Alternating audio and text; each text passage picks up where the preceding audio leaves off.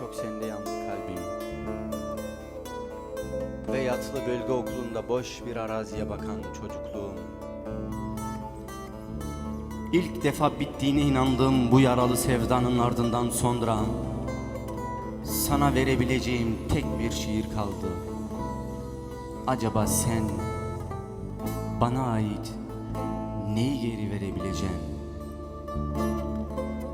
Ayın en soğuk aralığında Nisan'a en yakın hangisiyse artık, sırada hangi mevsim, hangi acıyı ne kadar, ne zaman getirecek bilmem ama sol yanım sende kaldı. Boş bir sayfada yeni bir hayata başlık atmak, yer değiştirmek, isim takmak gereksizdi aslında. Doğduğum yerde de yaşanılacak kadar yaşam vardı ama süresi uzatılsaydı kavgaların, durdurulabilseydi bu kardeş kavgası. Ah sevdiğim ah, memleketimden ve senden uzak kalmak kimin umurunda? Bu saatte duraklarda yolcusunu unutan otobüs mü geçer? Herkes payına düşeni alır ağrıdan. Medcezir olur, bulanır içim ve parçalanırım Ren'in kıyılarında.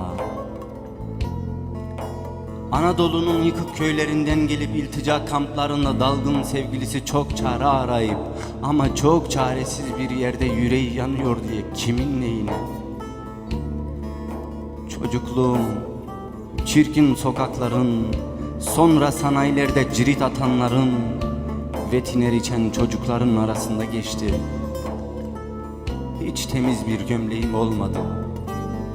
Burnunu hep sürtmüş, gri ve uzun kolunda kuru sümük.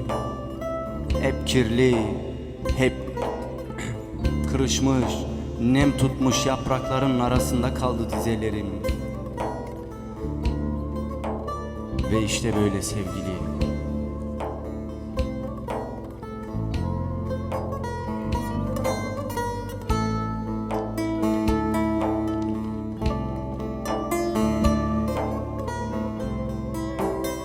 Ah sevdiğim ah. Nedense her çocuk korkusunda da yalnızlığında da sadece annesini çağırır. Mesela ben, annem hiç olmamasına rağmen anne diye bağırıyordum. Ah sevdiğim ah.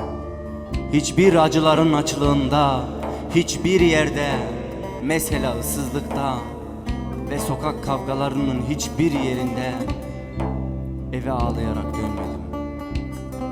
Ama evden ağlayarak çok ayrıldığım günler oldu.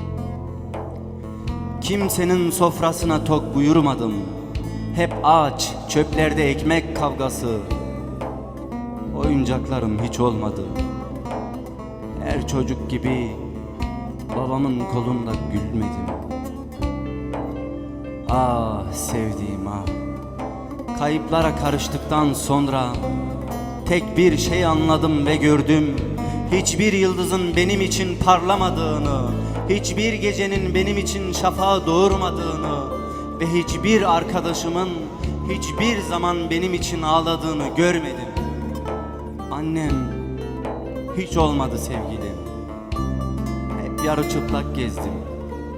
Elimden boncuklarım düştü. Toparlayamadım dağılan yüreğimi. Kara saçlarım beyazı yaşımdan almadı ödün. Acılarım, acılarım, acılarım. Ah sevgili ah, en çok sende yandı kalbim. Ve yatılı bölge okulunda boş bir araziye bakan çocuksu yüzüm. Ve ilk defa bittiğine inandığım bu yaralı sevdanın ardından sonra sana verebileceğim tek bir şiir kaldı.